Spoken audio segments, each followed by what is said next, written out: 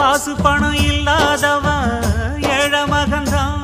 அவன் காட்டோரமா ரோட்டோரமா படுத்து தூங்குறான். சொத்து சொகம் உள்ளவனோ செல்வ மகன்தான். அவன் பஞ்சு மெத்த போட்டிருந்தும் முழிச்சு ஏங்குறான். எது மற்ற பேர்களுக்கு ஏது கவலை? 4 காசு வச்சிருந்தா 100 கவலை.